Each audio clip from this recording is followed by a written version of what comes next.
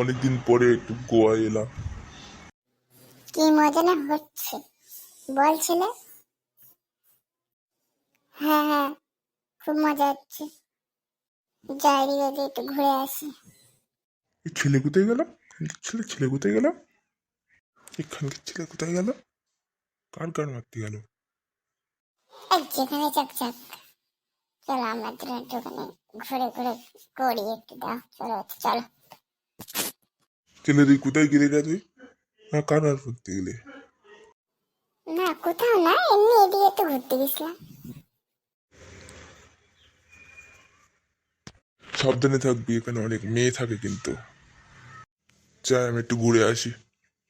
অনেকটাই হলো। ও তুমি ছেলে, তুমি থাকো। এই বাবা কোথায় গেল?